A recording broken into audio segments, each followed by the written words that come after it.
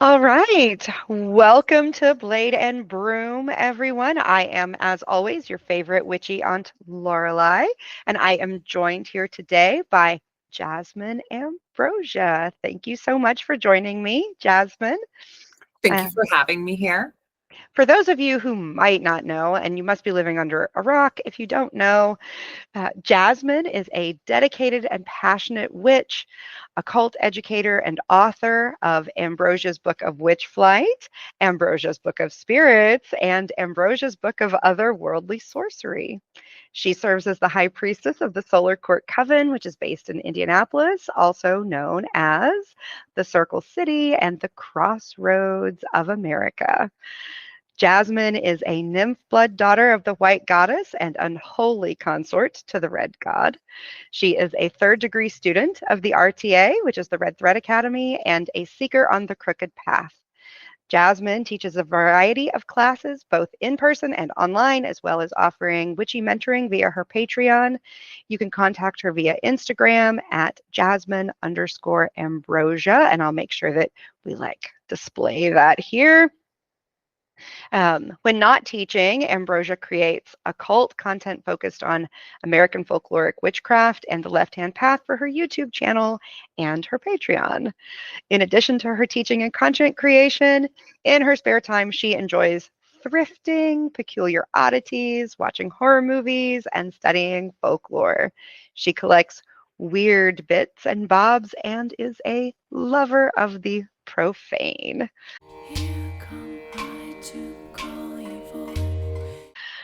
So again, welcome, Jasmyne. Thank you so much for agreeing to talk with me today. Of course. Thank you so much for having me. Absolutely. We've actually been trying to get this scheduled for over a year.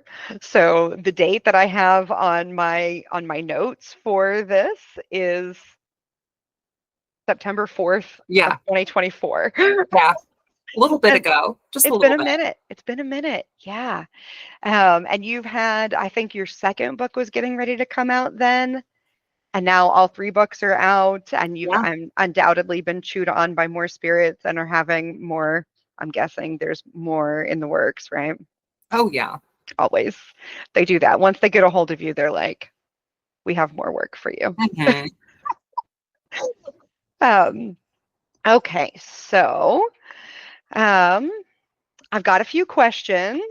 So, oh, look, I had already written myself an intro that I did not use. All right, well, that's exciting. Um, So I'll start with the next part, which is great. Um, so, Jasmyne, you know, and I know, and our shared viewers are going to know, already know, that we have a lot of shared interests and we could talk for literal hours. We do talk for literal hours that are not being recorded about any one of those topics. Like, there's never enough time for us to talk. And so I'm personally hoping that we take some time here and there to do that. Like this, I'm hoping this will be the first of many Yes. opportunities for us to Yes. get on here and kind of dish about all of the things that we like. But for today, we're going to focus in on one area in particular. And even more importantly, because this is a topic that you have published about, you've written about, you published about. Your book was new a year ago when I wrote these questions. It is established now. Um, and that is spirit work. And of course, I know that really all of your books have a lot to do with spirit work. Like they're all just versions of how, looking at that from different angles. So we're going to kind of just dig in on the spirit work today. Yeah. Um, so before we start on all of that, I was hoping that you could tell me a little bit about your particular spirit work practice. So I've got some questions written down. We'll just hit them one at a time. Awesome. Um, when when did you first, if you can remember back that far, I don't know, you may have been a wee child at the time when you first started communing and working with spirits, but what do you remember as being sort of your first experiences with that? I remember as a child having early experiences with what some might call like wisps or like kind of like glowing orbs. Um, it was actually in like my early elementary like IEP in school, because I would talk about them with like my peers at the time in like grade school. Um, and it was seen as like a weird quirk of mine to like encounter this. And um, like I went through psychological evaluation to like, make sure that little Jazz is not experiencing schizophrenia. And I was not. Like it was kind of like, okay, we don't really know why little Jazz is telling these stories about these things that she sees. But I would see like orbs during the day and the night. The daytime ones were like almost like negative. Like they were like negative as in like negative light. Like they were like little black sort of concave orbs. And then at night they would usually appear almost kind of like a lightning bug. Like they were kind of more green and glowy and bright. And they would talk to me. And as a child, this was very real to me. Um, but I kind of learned to question that and doubt that because of, I feel like sort of the scrutiny that like talking about it kind of brought me, because I kind of learned like, oh, actually not everyone has these experiences, and this is seen as abnormal, so I shouldn't talk about it, which wasn't from like my mom or any of my family directly. It was more from like just the overculture, I feel like. Um, I had other experiences growing up as well, like one really, I think, popular phenomenon would be like the Hat Man. I have an experience, like a whole like story time about experiencing the Hat Man as a 10-year-old on my neighbor's trampoline. So like Okay. that's a whole story. I've always, I feel like, been very sensitive to like the other world and to spirits.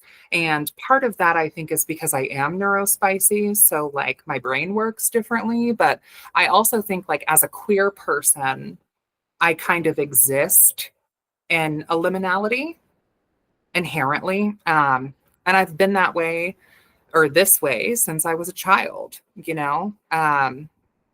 So I think those would probably be some of my most earliest experiences. I also remember as a child being really afraid of this like entity that I wrote about in my first and second book. But that's basically like, if you think of like the Wizard of Oz, how the wizard appears as like this big face, Yes. there's like an entity that I experienced as a child that was very much just like this haunting, void like glowing face of disillusionment and mocking and like belittling that I would encounter, usually always at night. And it would bother me so much, I was afraid to sleep like in my own bed. And so I would like beg to sleep as a child, in my mom's room. And my mom was like, no, you have to sleep in your room. And I was afraid to sleep in my bed. So I would sleep with a pillow and my blanket right up against the door frame because I had to be in my room, but I didn't have to be in my bed. Right. So I would sleep with like the door open and the hall light shining in because somehow that would protect me from this entity. Um, and growing up, I always kind of thought that this entity was maybe sort of like a figment of my childlike imagination. I was a very anxious kid. I was a very mentally unwell kid, not like schizophrenically, but like there were things going on. Like I have CPTSD as an Hmm. adult. Um, but in my adult years, especially growing into my witchhood, I look back and I'm like, oh, weird. Other people encounter almost this very similar spirit in a very similar way. Maybe this is not like just like a psychological reflection of my subconscious mind, because other people are experiencing something similar and maybe there's more there to that. So that kind of like piqued my interest in spirit work. And then when I was in high school, growing up for me, witchcraft was always an interest of mine because like I've always been interested in all things weird or taboo or subversive, just like by nature, I feel like. And growing up mostly with like my mother and my grandmother, who come from a more Sufitic, pseudo-Islamic sort of background, almost like the Pentecostal branch of Islam. Spirits were like dinner table conversation, divination, astrology, tea leaf reading, palm reading, some light candle magic in the form of devotional prayer to God, of course, was just super normal. Like, and they wouldn't call it witchcraft. So like that was just like super normal to me. But I was really interested in like what I thought at the time to be like real witchcraft, not just like Arabian conjure, you know? So in high school, I was doing the Bloody Marys in the mirror. I was sneaking into cemeteries in the middle of the night, taking our parents' liquor and cigarettes. And there used to be here in Indianapolis, there was a insane asylum, which is not really the best way to phrase it, but that's the way that it was phrased. And it was abandoned for a bit, and you could actually go in there. Mm-hmm. I mean, you weren't supposed to go in there, but theoretically, allegedly, people would go in there. Yes, and absolutely. There were a lot of unhoused people, usually, that were seeking up refuge in there.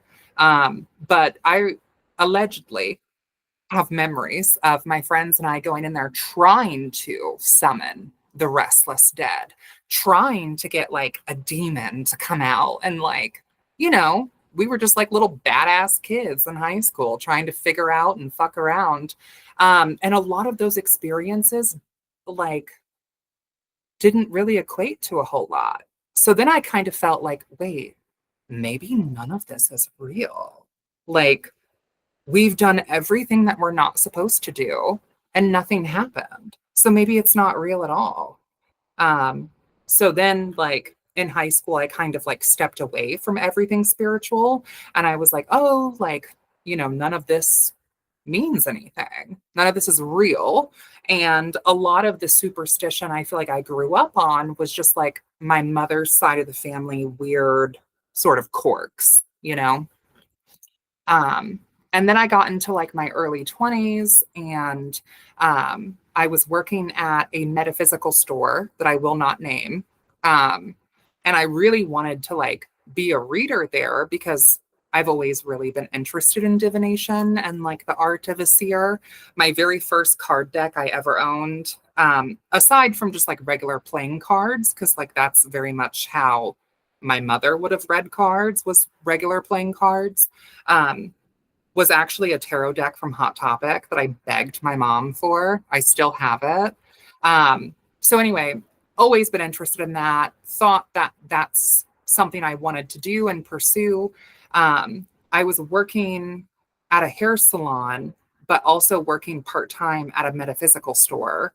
And I wanted to pursue being a reader there. So I had to take a whole bunch of these classes that they paid for, but they also took money out of my check to pay for them. Kind of like, it was a lot of weird stuff going on with that. Mm-hmm. And a lot of the classes were like by Doreen Virtue, who has renounced almost all of this now. Classes on like chakras and ascended masters and angel numbers and all very new age stuff that to me I was learning because I wanted to work this job. And, people that were older than me that worked there were like, well, this is what you have to do. So I never really even thought about how valid I actually thought any of it was, because if I want to be, a reader here, this is just what you do. Right. So I did all that. Do not recommend. None of it ever really felt super authentic, like to me. Um, the new age sort of vibe just always left a really weird taste in my mouth. And I was always really hungry for what I now know as like traditional witchcraft. But at the time, like I didn't really have that vocabulary. Um, I feel like I'm rambling. I'm sorry, but No, you're absolutely fine. It's fascinating. You ramble all you like. There are so many points where I'm like, ooh, same, ooh, me too, including the working at a metaphysical shop as a reader in Indianapolis, which I will not name, different one than you worked at, but I think they were close to each other actually, yeah, geographically. And feeling that real disconnect. I was already practicing traditional witchcraft, and actually got labeled. Natalie and I both worked there. And viewers of my channel, if they don't know, if you're new here and maybe don't know, Natalie is my ex-wife. She is the co-founder with me of the our branch of the American folkloric tradition of witchcraft, the Spiral Castle tradition. Natalie had read professionally before that time and blended a little better with the other readers. She was able to mask a little better than I was in yeah, that I wasn't good at environment. that. I wasn't good at that either. I was so bad at it. And I got the reputation as the scary reader because on day one, I brought in a talking board and had it there as part of my setup. I was like, oh, maybe somebody will want to. I loved using talking boards. Yeah. But I did the forbidden and brought a Ouija board into the shop. Well, and So everybody I lost worked their at like the minds. northern location, Oh, yeah. Okay. which now they go by the same name, but at the Hmm. time it went by a different name and Different it name. was but owned by the same family. Yep. And everyone who worked there was probably 45 plus, Yeah. I was at the time maybe like 21, 22, covered in tattoos, 6 foot tall and stacked, Yeah. juiced and gigged. You know what I mean? Like I was set up a little bit different, I feel like, than and not to like knock anyone else who worked there, but they very much had a specific type. Yes. And the fact that they even hired me still confuses me Yeah. in some Yeah. ways. Like, I mean, there was definitely some weaving that I did behind the scenes to get myself in the door, but um, yeah, I did not look like clearly what their brand was. So that didn't work out very Yeah. well for very long. I Fair. did go through all the motions on like the retail floor and then ended up becoming a reader. And then I had to take these classes and I didn't really like that. And then they wanted me to read a specific way. And I would try to tap into what I was taught, and it just wasn't white Jesus and chakras and like Archangel Michael. Like, Yeah. it just wasn't really working for me. So I wasn't very good at it. Yeah. And in the meantime, I'm also doing hair, and like psychic work and cosmetology go hand in hand really well because I'm literally working on people's crowns all day. And the second Right. they sit down in my chair, they open up to me like I'm a qualified therapist, which a Yeah. hairdresser is not, by the way. Um, but so that turned into me kind of doing like oracular services for some of those clients. Um, and then I started getting on social media. I've been painfully online since my early 20s. Like if you Google me, who knows what will pop up. It's a very colorful background. So I left that particular store that I was working at, that new age store that I was working at. And I just kind of did hair. And then I worked out of my home. And then I also was working out of my home and the salon I was working at, and I was working on a hotline, like a psychic hotline. Honey, that was terrible. 0 out of 10 would recommend. But I put my time in, I put my time in, got out of that, got into bartending, doing hair, and working out of my home. The home business was like hair and oracular services on top of working in like a traditional old school like men's barber shop, on top of also working online. I got into a different sort of content that's more Venusian in nature. um, I feel ya. So it Yeah, was very, yeah. But like all of that led me to like where I am now, you know? absolutely. Well, thank you. Thank you for sharing that. Yeah. All right. So started early. It has been a winding and crooked path, it sounds like. And now here we are. Okay. So in terms of spirits, kind of bringing it, going back to the spirit concept, um, spirit courts for folks like you and I tend to be pretty deep. We tend to work with a lot of spirits. Um, Are there one or two with whom you have a special or particularly intense connection that you would feel comfortable sharing with us today? Um, so there's this concept of like a kareem or like a generous spirit, which is kind of seen as like a type of jinn that mirrors like the human in like Arabian style conjure. So I've had like some people might see this as like a guardian angel. It's kind of like the same idea. Like from birth, you have the spirit that watches over you and looks out for you and your best interest, and no one else's, by the way, kind of treated in that way. Yeah. So I've always had a bit of a connection with that particular spirit pretty much since birth. I wrote about them a little bit in all three of my books. They usually like take the form of like a moth.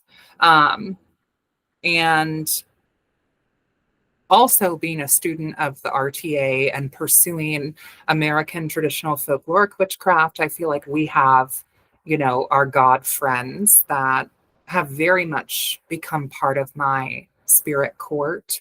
I think my spirit court is really a mix of, you know, gods, spirits, ancestors, um, yeah, some pop culture like spirits as well. Um, but yeah. Yeah. Excellent. Do you have preferred methods of communication with those spirits? Do you have your go-to types of communications that you like to use when you're talking to the spirits directly?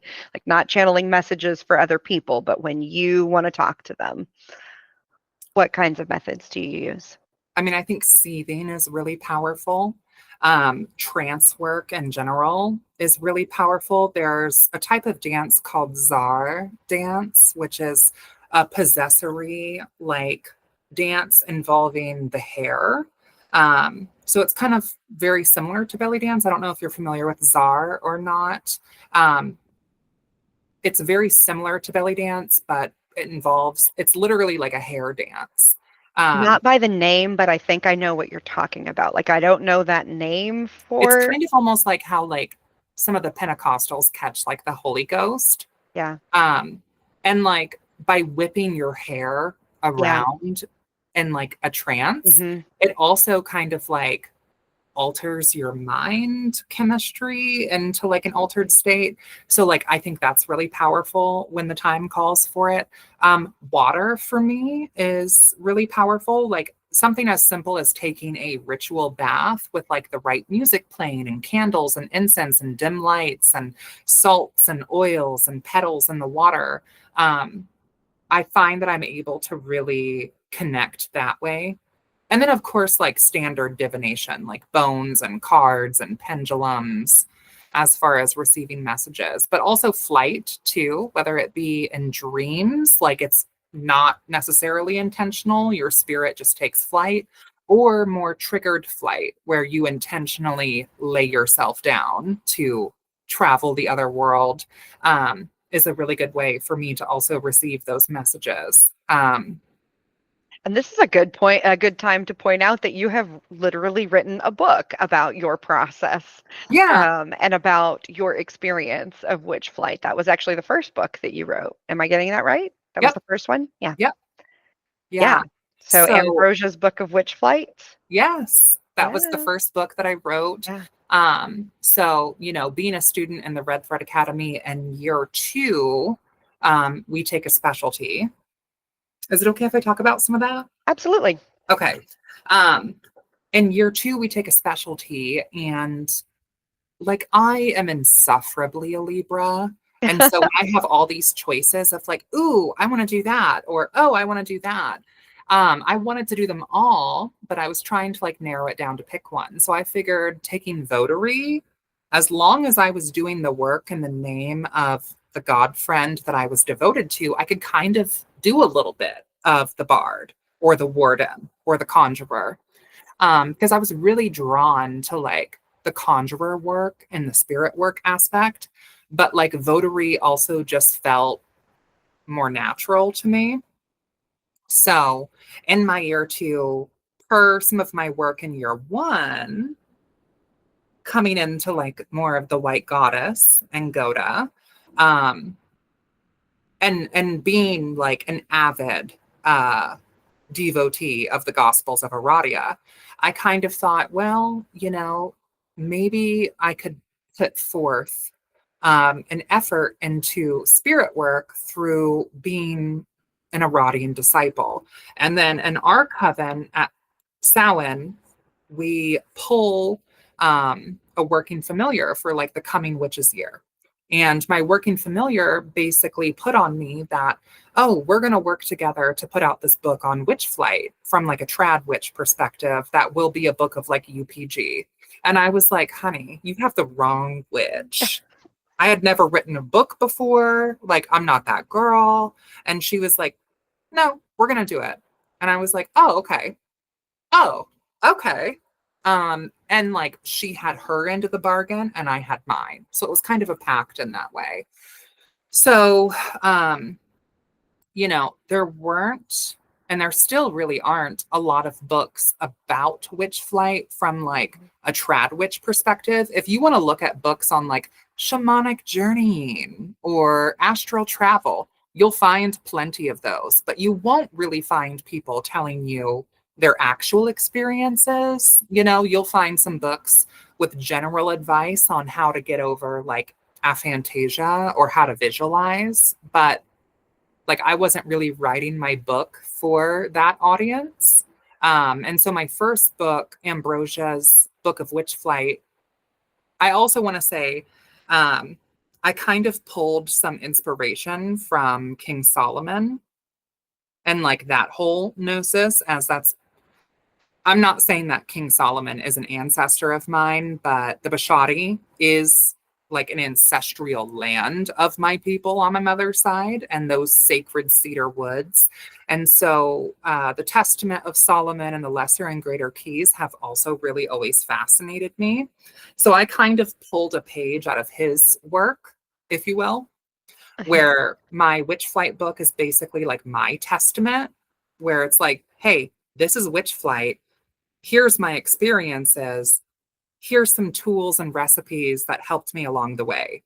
The first book, though, it's not like a how-to fly at all. It's not like a beginner book. At least I've been even told by other people, like, oh, this book is not beginner friendly, which I didn't really write it with beginners in mind because it was part of a spirit pact of just putting my experiences out there. And then that led to the second book, which was actually so large, I could not self-publish it on Amazon because you're limited on how many pages you can do. So I had to split it up, and that's where, again, King Solomon, I'm like, okay, so like lesser and greater key. Lesser as in like a full codex of spirits, greater as in like a full codex of ritual. So my lesser key is, it has the codex that the first book has of a bunch of different spirits that either I've encountered personally in my flights or witches in the coven that I'm in have encountered, or spirits I've heard of from other spirits, like not even encountered firsthand like that. So the second book, Ambrosia's Book of Spirits, the Lesser Liber Spiritus, is an extended codex. So instead of like 86 spirits, there's 122 with full page like illustrations and then an extended sort of table of correspondence, which I will say as well, being a student of the RTA and doing our book reports, absolutely took a lot of inspiration and was very inspired by The Witch's Key to the Legion. Yeah, that was incredible. That was incredible. I think anyone interested in spirit work could benefit greatly from that as well, especially witches that like want to work more with like the infernal divine from like a trad witch standpoint and step out of the Solomonic sorcery of it all. So that book was really inspiring for some of my work. And then so like I said, yeah, I had to split the second book into two. So you have the lesser, which is literally just a giant spirit compendium. And then there's the greater, which is like otherworldly sorcery and like rituals involving the other world. So like performing ritual and magic outside of your body in the other world, sort of like working more with, some people might call it like a mind citadel. But I think even further than just an internal sacred space, but like literally building a sacred temple in the other world and traveling to it. Um, yeah. Yeah, Yeah. so all three of those books really ended up kind of becoming my year long project. Because in the RTA, when we pick a specialty, we're encouraged to like do a year-long project. Hmm. And as like a nymph blood daughter of the white goddess, which was a whole journey getting to be that, because honey, I was very Koyo before. I was very dark goddess coded. I have them tatted all over my body. Okay. um it was kind of like my project of like, okay, specifically I love the mysteries of Aradia. I consider myself an Aradian disciple. How can I pour into the wellspring that is the red well? Because I've benefited so much by taking from it. How can I give back as a votary of the white goddess? And I feel like Aradia really, the story there is that it goes from Diana to Aradia, and then that Aradia becomes the Diana who then takes on the next Aradia. And so, like, what can I possibly do to benefit the witches in the future? Which is a huge thing to take on. And in a small way, I hope that some of my work is able to be like, hey, here's witch flight from a trad witch perspective. This is just one witch's experience. Take from it what you want, but like this is kind of the testament, the lesser and the greater key, and like build on it yourself. And so Yes. that was really like my year two votary project, because it was all in service of Goda, specifically like Goda Aradia. Yeah. So I was able to like live my conjurer fantasy because I really wanted to be conjurer. But votary is just, yeah. I mean, I Yeah. also did like a ritual to like confirm it too. Because I thought votary would be too easy because I've done so much of that for almost 10 years with, you know, um, but when I did a ritual to confirm it, it was like, yeah, no, you're going to be a votary. And I was like, oh, okay, cool. Yeah. No, excellent. Also, talk about like you've done nothing wrong. So it's amazing. I love it. I love all of it. But in terms of other people coming behind you in the RTA going, "Ah, Jasmyne's year two project.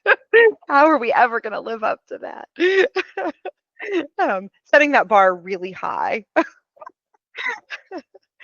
I know, right? Sorry. Sorry, not sorry. Yeah. And the RTA for me has been just amazing. I mean, I know Yay. that's not really what this is about, but if we're talking about my journey in the craft and yeah, the Red Thread Academy, I came into this just about 3 years ago. I think I've done really well at finishing my year one and year two within a year and a day. I'm still actually working on some of my year three assignments. So, not quite year and a day in year three, but like the end is in sight. I have a couple more assignments I need to get done. Um, some life things have come up, and also anyone else who's interested in RTA, like that's perfectly okay. You know what I mean? Like sometimes life gets in the way. Take a year, two, three, four. Honey, I don't care. In your year one, year two, year three. I am Absolutely. super OCD to the point of sometimes almost like a little bit self-harm. So I was like, I'm gonna do this in a year and a day. And I did in my year 1 and year 2, but year 3, I'm like, I'm gonna get there when I get there. Like I said, I'm almost done with it now. Yeah. It's And that wisdom of the mastery, I think. Like, the course one, I should have named them course one, course two, course three instead of year one, year two, year three, because I think, in hindsight, I probably ought to have named them that, because I do think that it is easy to take that on and think I'm failing if I don't get this done in a year, if I don't come close to a year, if it takes me 2 years to do 1 year's worth of work, but it's really intense work. But it is, but I also think that's part of like, I don't want to say like gatekeeping in the new age, but kind of gatekeeping in the new age, because so many of these mysteries are now published for anyone to access, that I think by having it is what it is challenges people to like push Sure. themselves and overcome preconceived notions. And that in a way is a form of gatekeeping the mysteries that the spirits really, they lead that. You know what I mean? Like, even if it's not an intentional thing, the real gatekeeping behind the mysteries is, have you done the work? Because so much of it is published, so much of it is easy to access in books or websites or blog posts. But there's something different about reading about the mysteries or even listening to them in like a podcast or a video versus actually experiencing the mysteries, you Right. know?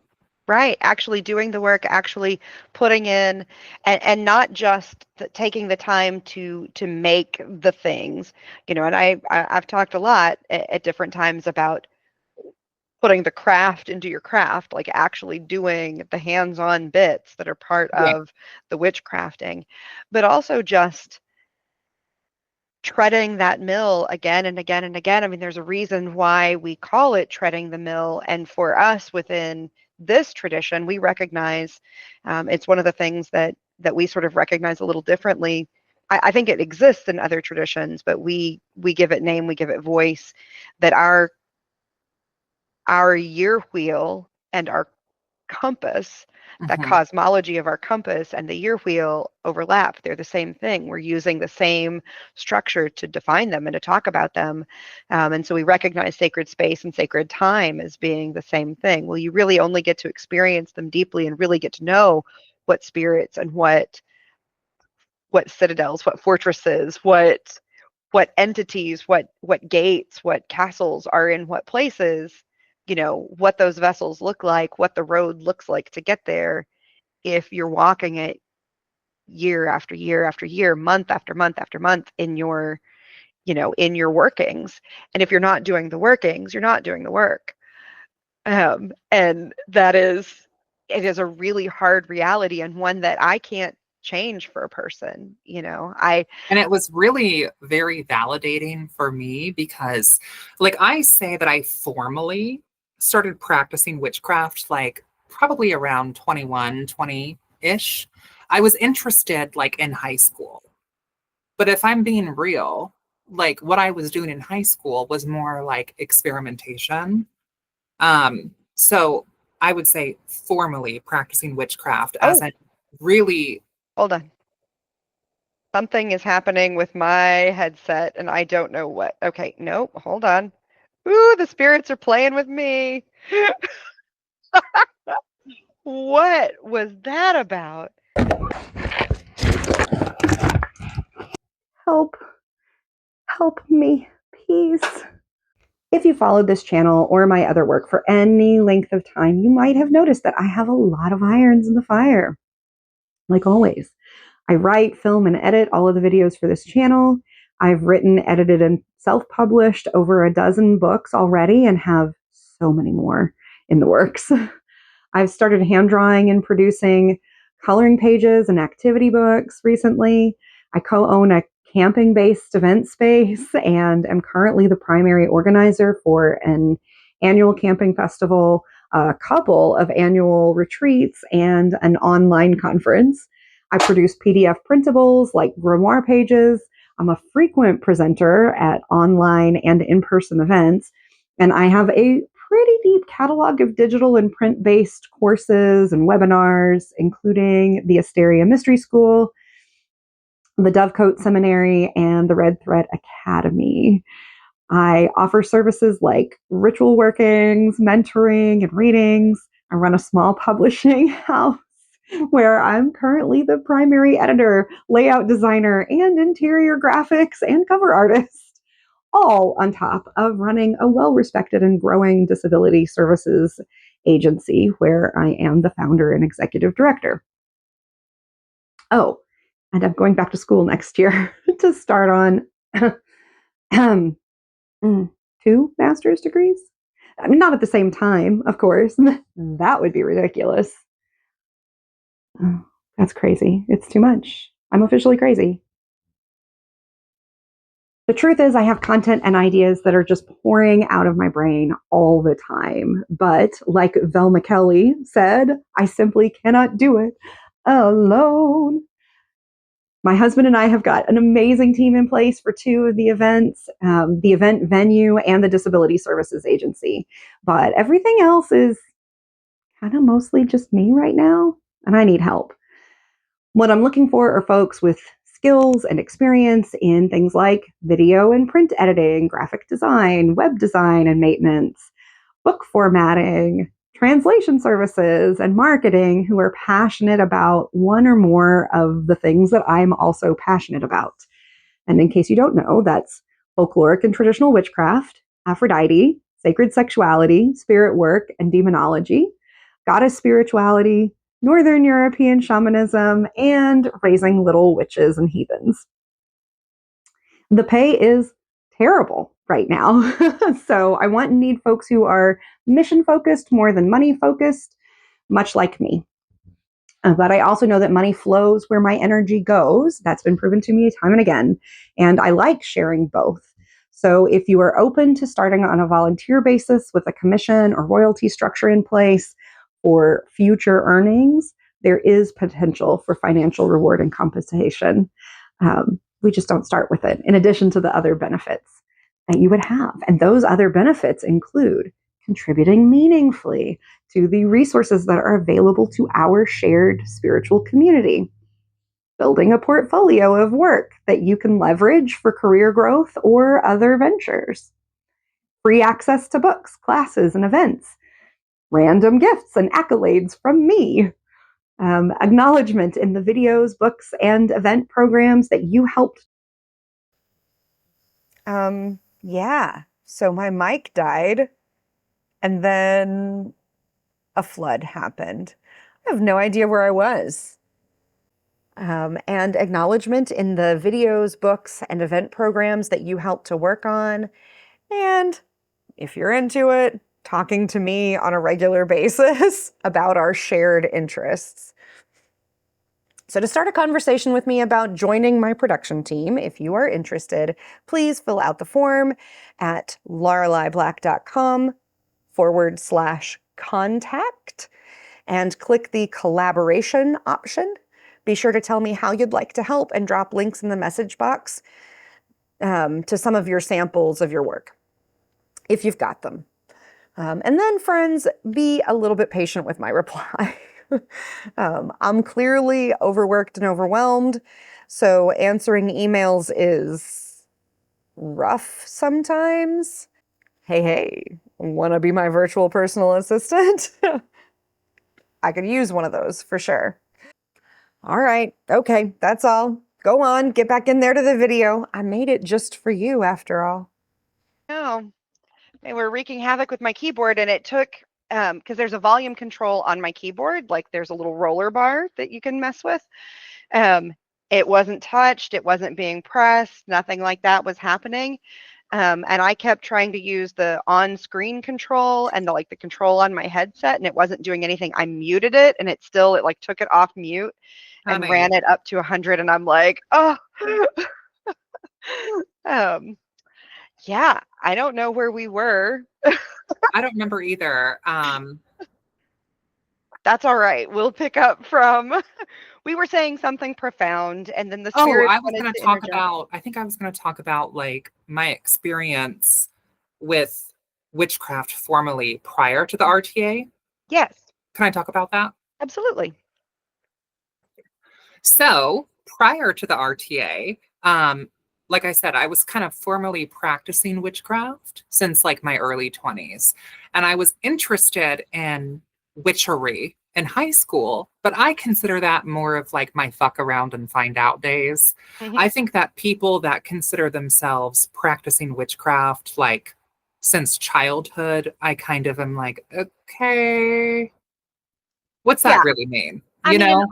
honestly, as somebody who has raised a person to adulthood, who was raised within the craft, I was pregnant.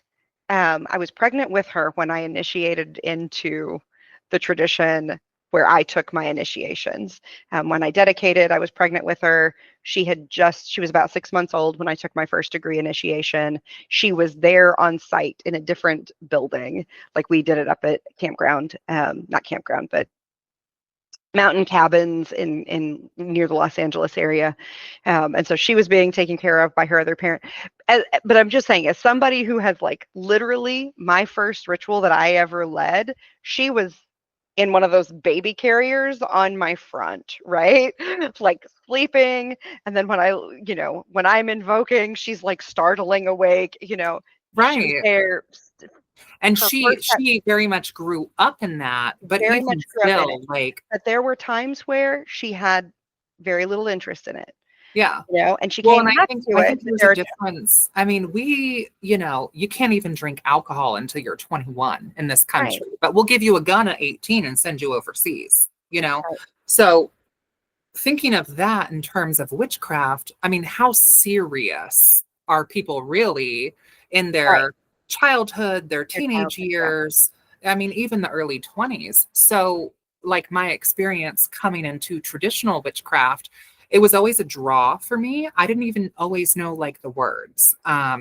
So in my early 20s, I was like looking for groups to like plug into.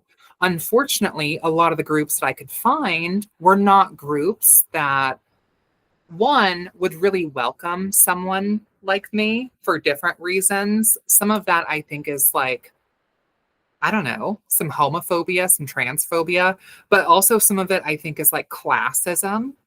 And also some of it I think is racism as well, really.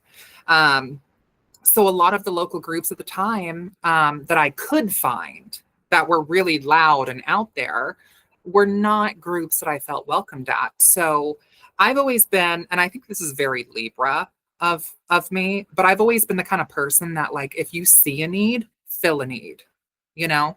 So instead of begging to be able to have a seat at someone else's table that did not want me there, clearly, I just built my own table. And so that's how the Solar Court Coven, or SCC, formed.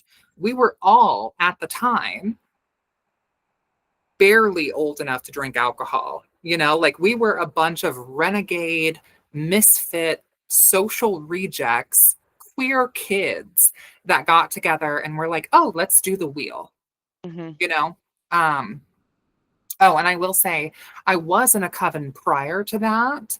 That was kind of a similar situation. I think some people might call that coven blackguard because there were some allegations that came out that some of the history of lineage was kind of questionable. But when my mother passed away, I like stepped out of that because I needed to really take time to like grieve because like I couldn't do anything other than grieve. So Right. I stepped out of that coven and was made to feel really shitty about doing so because like I'm stepping away from oaths that I made. And for me, it was really about taking care of myself and knowing that I could not contribute anything at that time to the group. And I didn't want to like be a drain, you know? So I stepped away, spent a year and a day solitary, and then I invited a friend of mine who was interested in witchery and a client of mine who became a friend. And we did like a really cute early 20s Samhain together. And they were both like, okay, so when are we doing like the next wheel turn? And at the time, I hadn't even really considered that because I just signed up to like host Samhain. So then we all decided we would show up for a year and a day, just doing the 8 wheel turns. And then that became a circle. And then that circle became the solar court. And then the solar court became a full-fledged like coven of our own accord, where we basically were keeping the Tragunda, keeping the Sabbats. We were treading the mill before any of us even knew that terminology, because the spirits impressed upon us that this is just what you do. We were laying the compass before we even called it that. Like, we didn't have any of this terminology. None of us were formally trained, formally initiated, or even well read at the time, honestly. And so this sort of coven of rejects kind of formed. And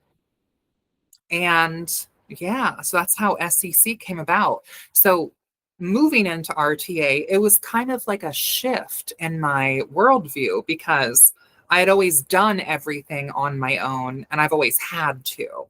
And then receiving some of the training that I've received, I'm like, holy shit, this is crazy, because like, we have been doing this. And like, I would talk to some of my coven sisters and I'm like, look at this in this book and look at how it's phrased. And we said that almost same chant when we were invoking the dead. This, by the red, white, and black, honey, almost identical to what we said in this, spiral bound notebook that we wrote down stuff in.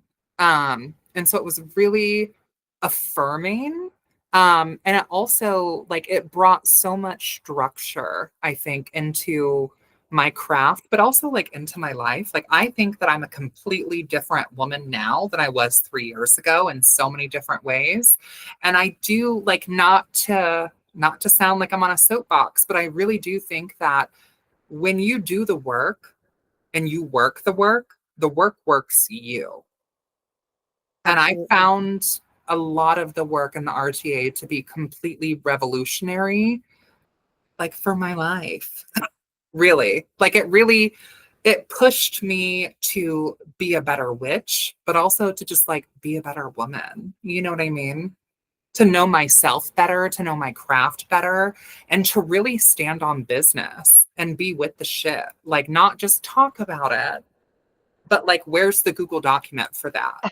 You know what I mean?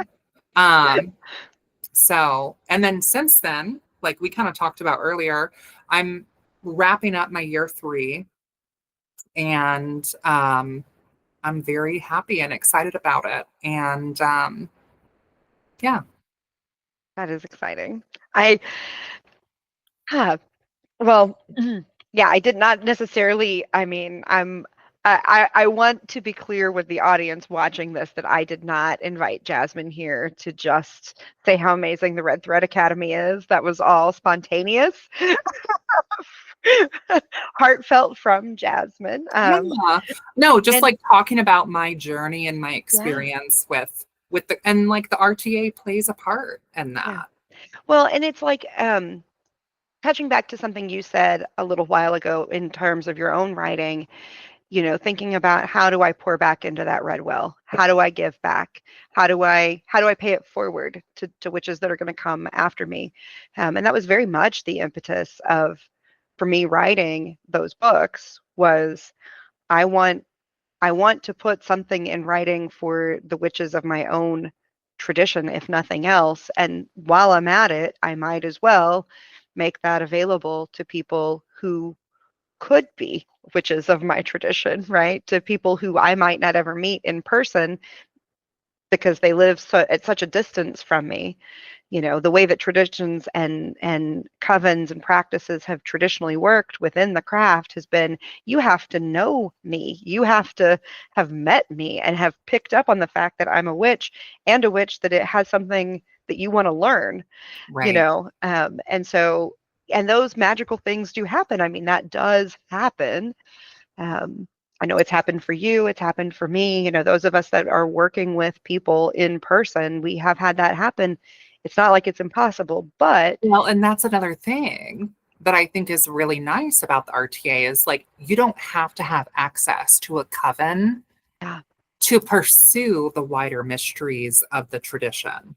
I right. think that's really, I mean, that's revolutionary because, like you said, in the past, you would have to find a coven that you vibe with, that you can be on a similar schedule with, that you can relate to those people to then learn from them. And like, I think that the RTA does a really good job at teaching American traditional folkloric witchcraft from a spiral castle perspective to a wider audience that may or may not even be in our same bioregion and that don't have to have a direct connection to a specific coven Yeah, and can raise them up in the tradition to maybe, if they want to, run their own.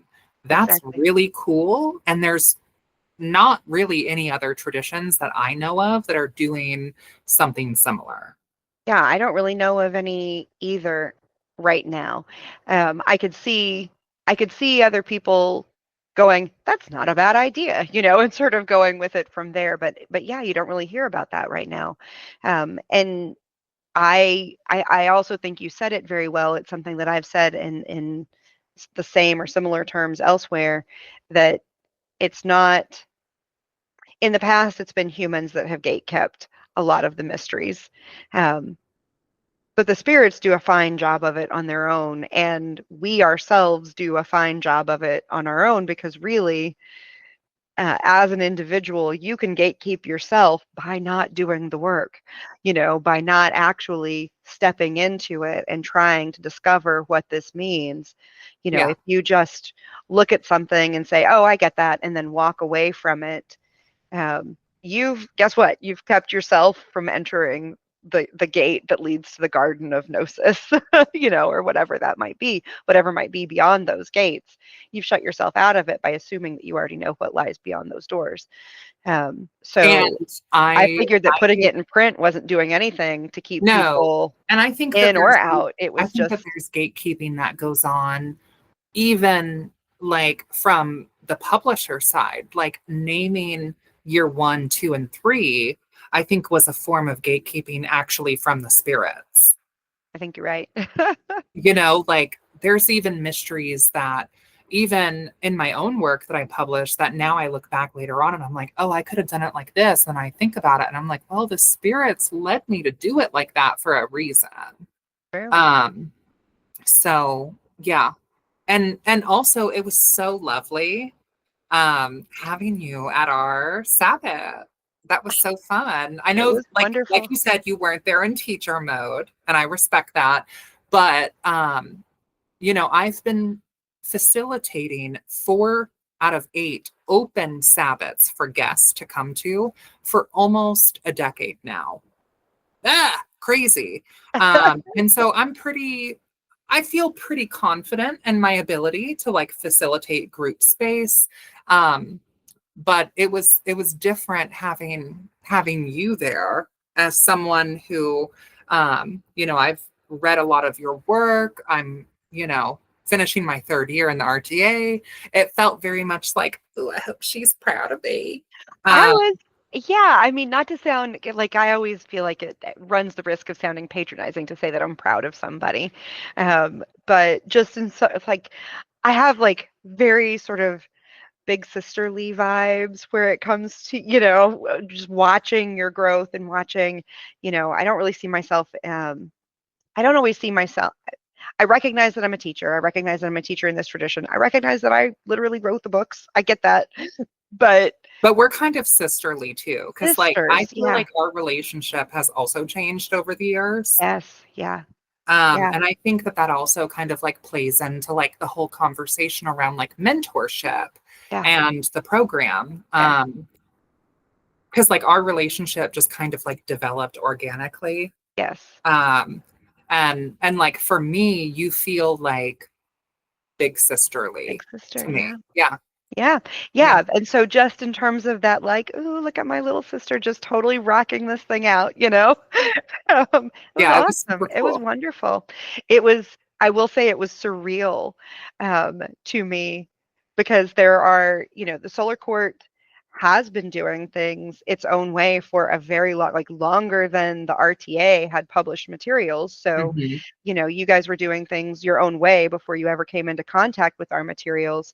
And so you have, a certain cadence and it was wonderful the way that it all flowed. And then you'd step into certain bits where I was like, wait a second, I know those words. I'm pretty sure I Yes. wrote those words. Yes. That's weird. Yeah. It was cool. But It's it like was an it was neat. integration It was of, so yeah, yeah. yeah. It was awesome. And just yeah. I mean, I know that a lot of people who are watching this haven't had an opportunity to experience even maybe a single group ritual, and being able to go somewhere, even if it's just like a local pagan pride day or something along. I mean, I know we're sort of just now into and wrapping up sort of pagan pride season across the U.S. Hmm. Um, but that's often for some folks that's the only experience that they get with an open circle, and I think it's kind of a magical and special and wonderful thing that you are leading 4 out of the 8 Sabbats as open circles in the Indianapolis area. I mean, that's pretty incredible, because I know how hard that is to do. I've tried. I did that when I was out in Los Angeles. My coven always did. Um, we always had open Sabbats, not for every Sabbat, but for a lot of them. We would often do an open and then a private. So we would do, sometimes we'd have, 16 celebrations of the 8 spokes of the Wheel of the Year because we do something for guests and something just for us. Um, and in the warmer months, that the something for guests was often in the park, where you might even have, spectators that were just sort of watching and then Oh asking yeah. questions Yeah. later. Lots of educational opportunities that way. Um, but I also feel like I know that there are certain challenges with doing that in the Midwest, and that that's a different thing than doing that in a Los Angeles park. An Indianapolis park is going to feel different. I've done that. It has its own, Yeah. And and I maybe think we've especially in this done, time that I we're think we've in. done maybe like 70. Like, let's see, if that's 4 a year, 4 times like 9, what's the math? Oh, you're asking me to do I know math? I can't do math. 4 times, you said 7? Is that 56? 4 times 7 is 28. 4 times 9? 4 times 9 is 36. Okay, so maybe I shot a little high with like 56 or 90, but also I can't do math. In all of the Also possibly a Libra trait, just so you know. in all of the As Sabbats a that Libra. we've hosted publicly open, Yeah. only one of Yeah. those have we ever had an issue, which Yeah. there's a whole playlist on my TikTok about, of course. I remember when that happened. Yeah, But that it was was only one. only one. Yeah. Most Which is, people are generally just curious. And I oh, would be too if I saw a bunch of people like in the woods. Like some people I think that we're LARPing, yeah. and that's cool. And some people I think just want to watch because maybe they're kind of interested in what we're doing, but they know not to just like walk up and disturb us. Yeah. But for the most part, it's been really cool Yeah. with the general public, Yeah. you know? That has been my experience too. Like you, of the ones that I've done publicly, I only ever had one that got interrupted in a negative way. And it didn't get interrupted while we were in the middle of our service. It Oh, was at ours the did. end. But it was before the age of social media and quite that way, right? Yeah. It was even Ours before got MySpace. interrupted in the middle, and other people were recording what was going on Yeah. So with, ours was before people had cameras on their phones to do that with. To at least you could take a picture on your phone, but it was not great. But I will say, so ours happened when we were in Los Angeles, and it was when my daughter, who you've met, um, and I'm not going to use her name here because I haven't asked her about that. And I Mhm. don't know if she actually, I think I've told her the story, but her father was at the ritual with us. It was one that I was leading. It was an Aphrodite ritual. We had gone to a beach that we love. It's actually the beach. It was Leo Carrillo State Beach, which is the beach where they filmed the famous scenes from The Craft. Ooh, But that was like our cool. favorite beach that we always went to, and I didn't even realize that Was the spirit in that, was it Manon? yeah, that's what they were calling the spirit. Yeah. Yeah. No, so there is a spirit that is off the coast there, who does require some offerings. When we gave her offerings, she stayed asleep, which is what you want from that particular spirit. You really don't want her paying too much attention to you. But we were doing an Aphrodite working. And so, but because we had to like trek, parking is not easy there necessarily. And we had, all of us that were in the coven plus an infant, because my husband at the time, my daughter's father, was involved with the coven and he was there for the ritual. So he's wearing the baby in this particular ritual. And I'm in like very Aphrodisian garb, because we're doing a very Aphrodite on the seashore kind of ritual. I'm shocked. I know it's so out of character You for of me, all isn't it? people? I know, right? But our gear looked like this. Most everything that we had fit into a little travel-sized altar box that one of my coven brothers had made, and I'm holding it. I'm holding up my hands. It was maybe a foot and a half cubed, like on each side. It was probably about a foot and a half, and it was a little wooden box. It had handles on it, and the lid slid into place so that it was all very secure, and most of our things just fit in there. Everything except for a spear that we brought with us. So one of my coven brothers is also carrying the spear, and we had somebody that came over at the end of our ritual concerned for my child, that we were intending to harm my child, and they had demanded to know what the box was for. Very satanic panic. I know, it was so, and it was And y'all weren't even wearing horns or goat blood. no, Yeah. no, but it was very, and it was funny because it had not occurred. I mean, it wasn't funny at all, but it hadn't occurred to any of us, just because we knew what we were about. We knew that there Right, was and she's your kid. She's my kid. Yeah, I would, I would rip somebody apart with my bare hands if they threatened to harm my child. Yeah. There's, no part of me that was going to allow somebody, and certainly we were not coming out to this fairly empty beach on a Tuesday night or whatever it was. I mean, it was, kind of a random time that we were there, but still it was a very jarring experience when somebody did decide to interrupt our space, and I feel like it often is jarring when people do Well, decide and to it sort of also interrupt. was a huge learning experience for us because it taught us that, okay, so when we're doing open rituals, we need to have a protocol Yes. of how to handle this. Which, like, our rituals, we call them open, but they're in public, but they're not really public. Right. Like, I use public as in a public ritual is anybody and everybody who sees the invitation on Facebook can come. Mm-hmm. We've never done that. We've done rituals in public, but Right. they're open in the sense that people are only invited through word of mouth. They're not like advertised. And then we have like our closed rituals, which of course are for initiates or, special occasions Mm-hmm. only. And so it led us to think more about like ritual security, like having a digital invitation for people to show the ritual shepherd. And when I say ritual shepherd, for people watching, like oftentimes we'll have someone in the parking lot actually bring the people to the ritual location, because we won't even advertise where we are. So the ritual shepherd will bring them to the location. Right.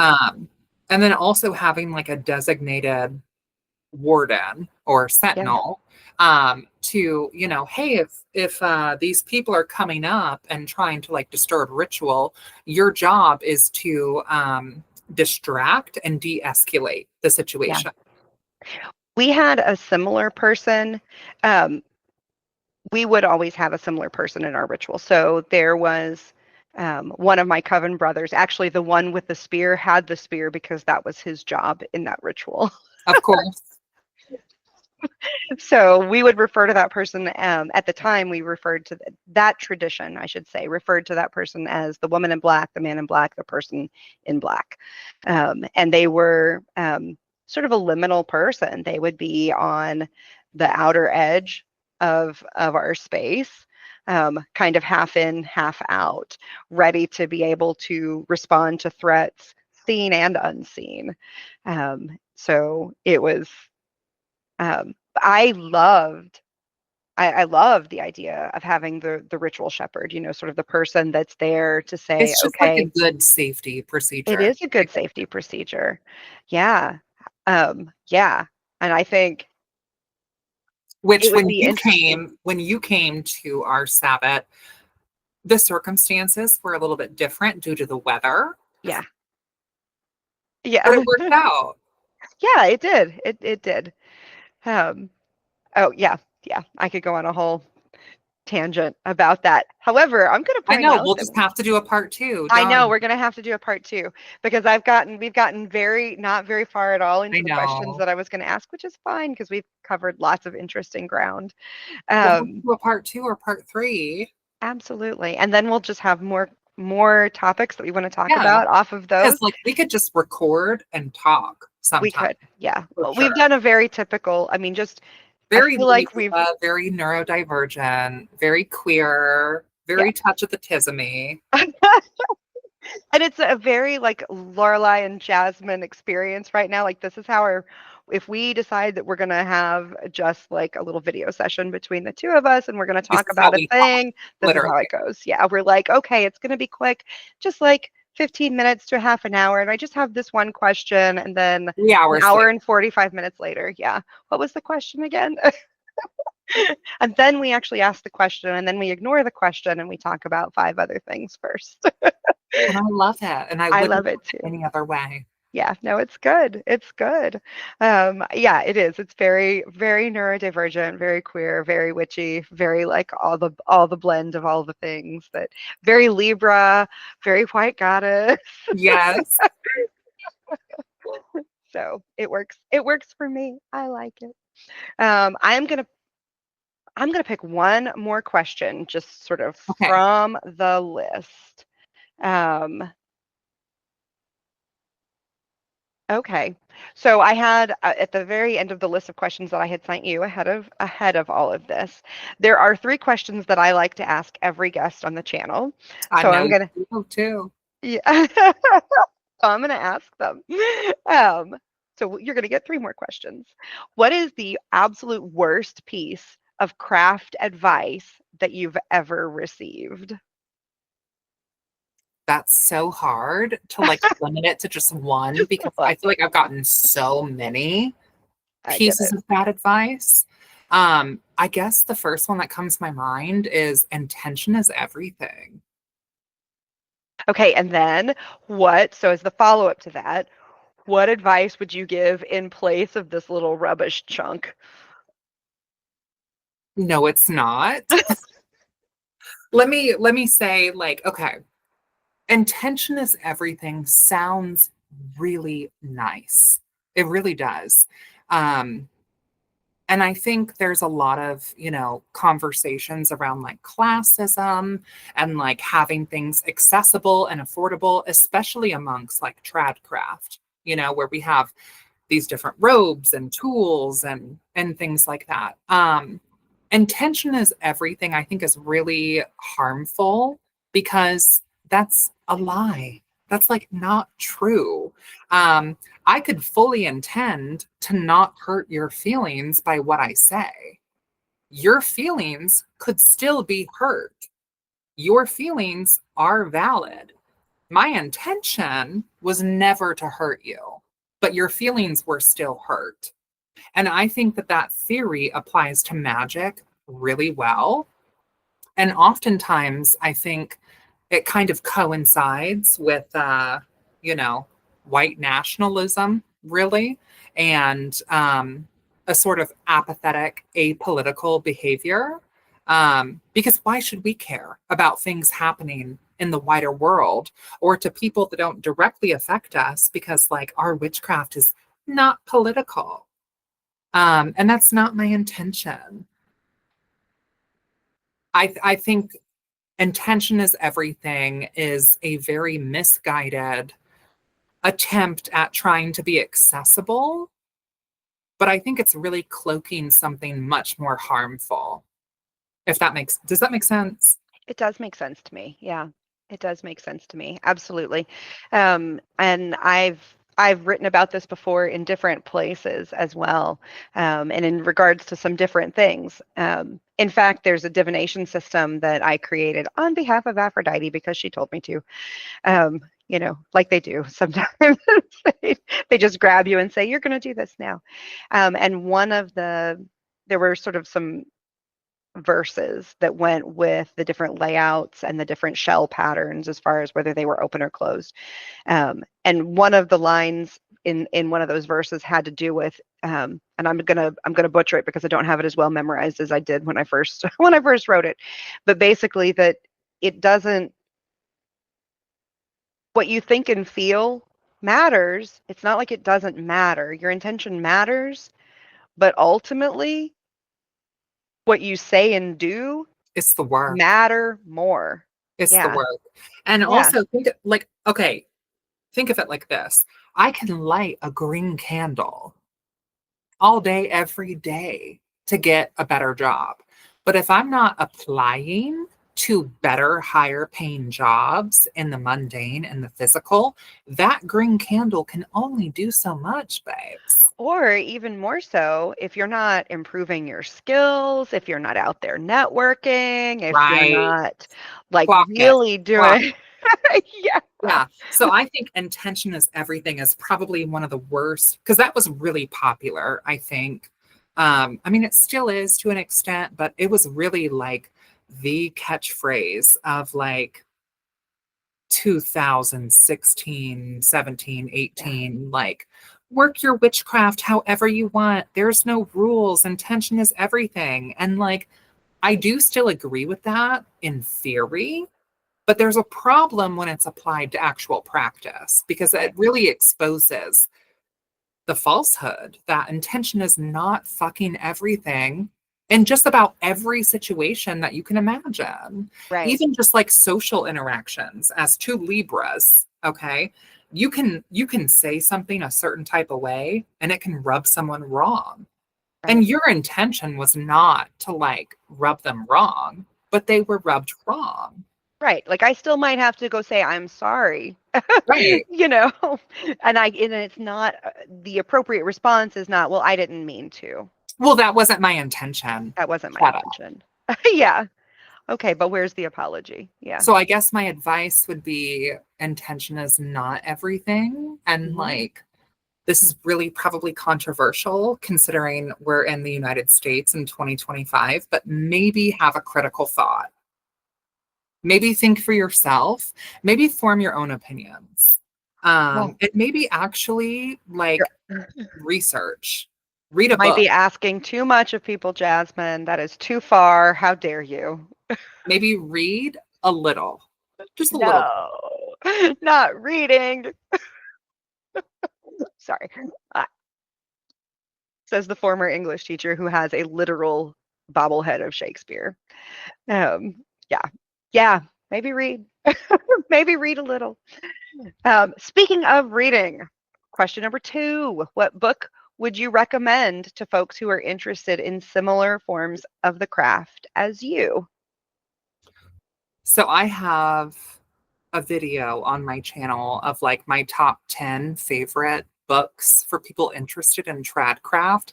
It's really like 13 or 14, but like I think it's called my top 10 picks. Yeah. Or something like that. Keldon Mercury, fabulous. Honey, fabulous. The Witch's Sabbath, love it. Crooked Path, you got to read it. George Hare's, honey, The Ineffable Name. Now, I recommend The Ineffable Name to people that I think are more open to the subversive off the bat. And I recommend The Crooked Path to witches that I think are maybe more hesitant to like The Profane and Subversive. But both of those books are great introductory books, in my opinion. Also, Gemma Gary, just broad gesture to any of her work. Yeah.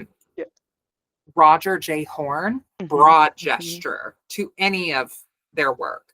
A more modern book, Cunning Words by the Witch of Southern Light, Marshall, absolutely fabulous. There's a lot of threads of traditional witchery and the Black Toad from Gemma Gary and Marshall's work, which is no surprise. I mean, Gemma Gary also helped write the foreword, you know. Really fabulous book. To Ride a Broom at Midnight by Roger J. Horn, fabulous. The Witch's Devil, Roger J. Horn.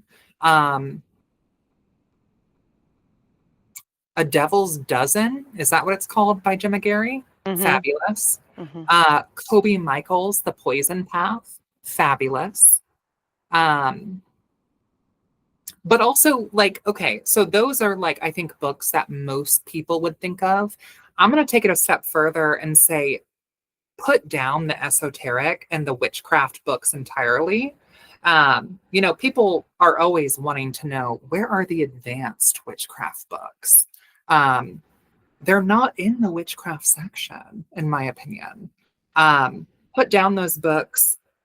In terms of traditional witchcraft, I think it's really important to, like, get to know the land that you live on. So your family history and your local history, even if you're not, like, connected to it by blood, looking at, like, the local landscape and finding books that speak to the migration patterns of people that colonize the land that you live on and the indigenous people that were there before, I think is also really important. And looking at, like, the folklore and the mythology that existed there, because you live on this land. Whether or not you're ancestrally connected to it, you live on it. Those spirits are there. Right. Yeah, that's my answer. Yeah, that's a great answer. Can you also provide me with the link to the video that you were mentioning so that we can drop that down in the description so that people can check out the full video and your full recommendation? Yeah. Let's see. Okay, so there's a follow-up to this one.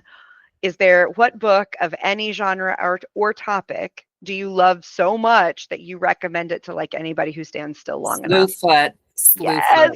Yes. I am listening to it right now on audiobook. So good. And I have to be, I don't know exactly how many chapters I've got left, but I've got to be really close to the end. And it is so good. Oh my God, it's so good. So I'm going to end up having to get a physical copy of this book once I can have physical books again.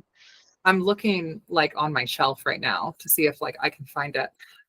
Brahm is fabulous. Really, all of his work, like Lost Gods, really, really good as well. All of his books are amazing. Now, these books are works of fiction, okay? And I'm a big, like, component or supporter of, like, pop culture and fiction influencing our witchery, because where do you think they got the inspiration from? You know, people are like, oh, like, that's make believe and whatever. There's nothing original under the sun. You know what I mean? So Slewfoot, for those of you who aren't familiar, I'll also send you a link. I did a full review of this book. I'll send you a link for that as well. This is probably my favorite fictional book, like, ever. Like, I'm praying to every infernal spirit this becomes a movie, or even better, a Netflix original TV series. Yeah. It takes place in, I think, 1666 Connecticut. And the main character is Abatha, who is the daughter of a cunning woman who sold to the New World to be a bride to help basically propagate the New World. And who she sold to is a man that has intellectual difficulties, and he passes early on. Not a spoiler, it's in the summary. And He So doesn't she ends actually up, read as having, like, as somebody that works in disability services, he doesn't actually read as somebody that has intellectual disabilities. He just reads as somebody who has autism or some other neurodivergence. But right. that is so often, so often And mislabeled especially at and that would time. have been at that Yeah. time. It would have been seen as, So, yeah. And yeah, so part of the summary is, tragedy strikes early. yeah. She basically ends up inheriting this small farm, and she Mhm. lives on kind of the fringe between the town and the wilds. And there's indigenous people, there's the Puritans, there's this entity that is called Slewfoot or other names, depending on who's looking at him. Very similar, I think, to like our witch's devil. Is he a god of the shining ones and the fairy, or is he a demon? Is he a god of the wilds, or is he, the accuser? Depends on who's looking. And so she kind of builds a relationship with this spirit. And there's other spirits, and also the way that the wild folk are portrayed. If you look at Brahm, so like in the books, and I don't know if you've seen it or not, so I'll try to like send you some pictures so you can see. But Brahm also does a lot of oil paintings, and so in the actual books, there's a lot of like beautiful oil painting illustrations. Nice. And there are these spirits known as the wildlings. And there's like art depictions of them. One of them is like a floating catfish with like a baby head inside of the mouth. Mhm. That's like creek or river. Creek. Then there's sky and forest. And they all have different like personifications. As an American traditional witch, that is so how I have seen nature spirits. It's uncanny. Like, that is tea. You cannot convince me that that is just purely fictional, because I've experienced that. Forest, a weird bipedal possum with like the face of a young boy inside of a possum mouth with hooves, horns, and wings. That's Brown County, Indiana, honey. You know what I mean? So yeah, probably not like a book that most people would like reference for mentioning, but I think it's really powerful. Yeah, it's so good. And I actually, I I did not, I intentionally did not watch your review of it because I didn't want spoilers. I'm very careful about, like, And my review does have spoilers. yeah, so I Just- didn't watch it, or I didn't, yeah, I didn't watch it because I didn't want the spoilers, because I knew it was a book that I would want to read or listen to. And the audio So is I am, incredible. oh, it's so good. The audiobook is so good. But it is such a good book that I know I'm going to have it on my shelf, because this is going to be one that I reread Brahm also multiple times. wrote, Brahm also wrote, I don't know when you're going to release this, but right now it's early October. For those of you who might watch this closer to like Yuletide, he wrote a book on Krampus. So good. So good. The audiobook of that is really good. Now, it is a little bit more horror genre than Slewfoot is. There's a little bit more like, and Slewfoot has a fair amount of, I think, trigger warnings and brutality.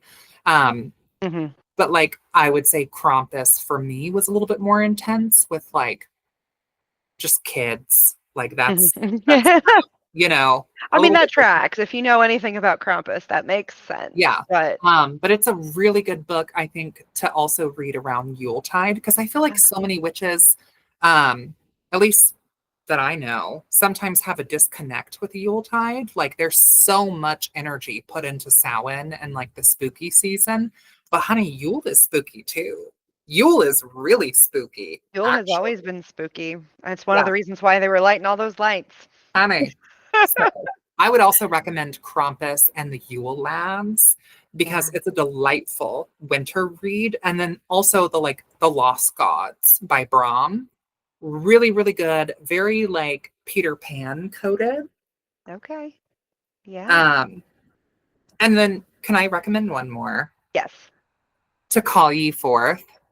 Oh, So this is by Delilah Delilah Temple. Temple. Mhm, Yeah. Delilah Temple. So good, so relatable. So relatable. It's a book that kind of like highlights a local coven actually in the Circle City. Mhm, mhm. And yeah, it's very relatable. It feels like very real world covenry. And I think if anyone is interested in like fictional works that, or yeah, fictional works that, um, you know, a coven going through life motions and experiencing turmoil both internally and externally, it's a really good book. And it also really opened the door for me to explore more fiction because I've always read like nonfiction, you Yeah. know? Like a Mhm. lot of the books I've read in the past have been like The Glam Witch or The Witch's Bible or Backwoods Witchcraft or The Keys of Solomon or The Gael Dal Hakim or The Picatrix. And like I feel like in the past year and a half, 2 years, gotten more into appreciating like fictional work and finding ways to like pull that into my practice, like A Court of Thorns and Roses and like the fairy court.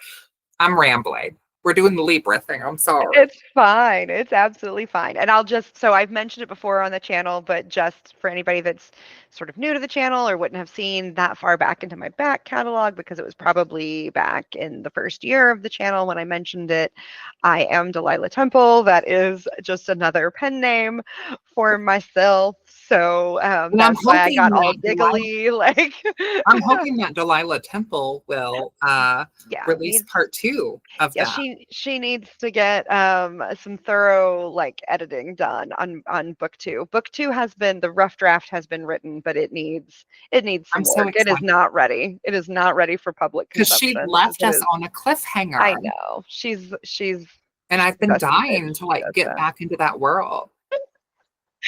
She she's a scatterbrain. Delilah Temple. Yeah, no, it's definitely on. It is definitely weighs heavy on my mind that I need to. There's just some like heavy. Yeah. There's some parts of the plot that need worked out in it is the main thing. Like I before anybody else is going to want to read it. Like I don't feel good bringing it out as it is right now. It needs some help.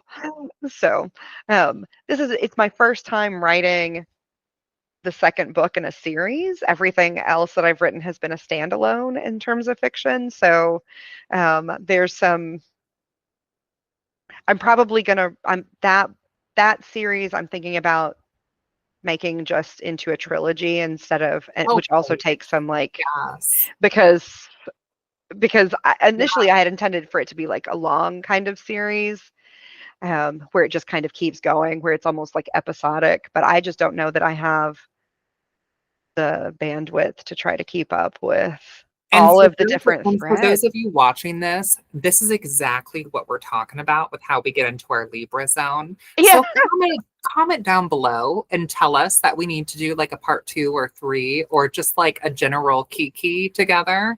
yeah. Because I feel like we have such good chemistry and vibes and I think so. I yeah. absolutely think so. I mean, we So know that whether anybody's comment down watching this below and leave us like a little cute like yarn emoji in the comment section for to the let us know thread. that you watched this video and that you Yes, want more of please. us.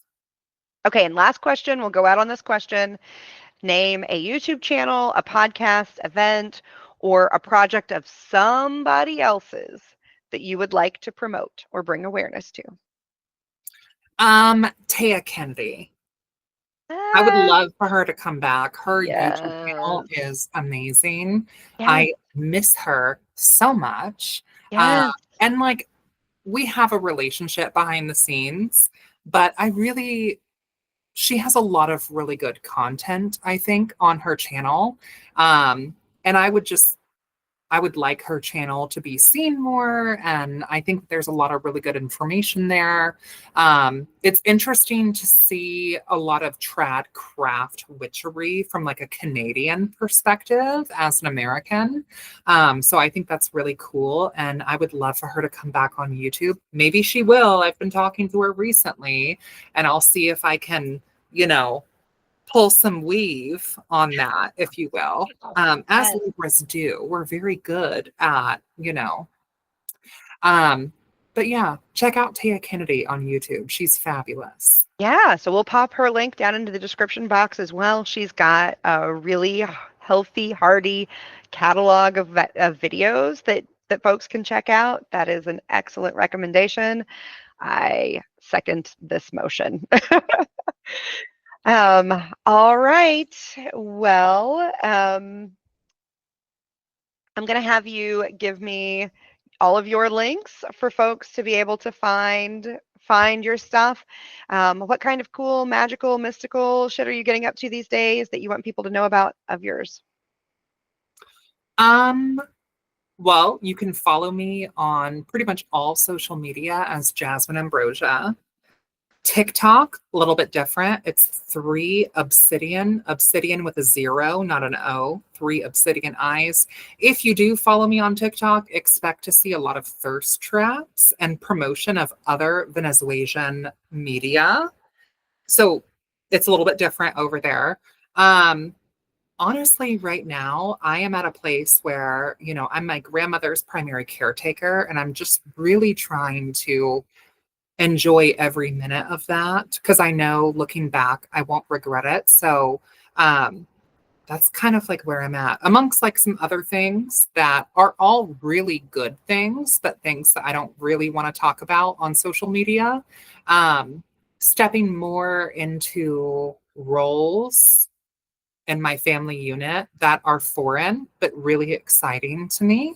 And yeah, I don't really have, I think, much I can think of to like promote right now. And I'm really kind of good with that. Like, yeah, I guess Tradtober, that's something that like we've been working on. Hashtag Tradtober is like an internet tag. A tag is something that anyone can participate in. It's kind of like a trend. And each week of Tradtober focuses on a different aspect of, the red soul, be it our mighty or beloved dead, and also like our restless dead, and just celebrating the season of Samhain. So like that's probably, as far as like witchy things that I'm working on right now, aside from my regular scheduled programming, that would be, yeah. But I'm at a place where I'm like, I'm learning to like appreciate the day to day, I get that. I do. All right. Well, okay. So we're going to get all your links. We're going to have them down below for folks to be able to follow you if they're not already doing so. They definitely should. And we will see how many of those threads show up down below and how many folks are telling us that they are hungry for a part 2. And we will get that planned up. That sounds exciting. Thank you for having me. Thank you so much for being here. And of course, to everybody who has stuck around to the almost 2-hour mark, we are at like 1 hour and 45 minutes almost in terms of recording. We'll have a little bit that got taken out for when the spirits were messing with my sound on my headset. Yeah. But if you have found today's content useful, inspiring, thought-provoking, I'm sure it has to be thought-provoking, please bless this channel with the magic of the like button, feed the algorithm spirits, and tell your witchy friends that good stuff is happening over here at Blade and Broom. Perform all of the ancient rituals, click like and subscribe, click the bell for notifications. This is how we feed the spirits of YouTube. And blessed be, and we'll see you in hell. As I do well, so much.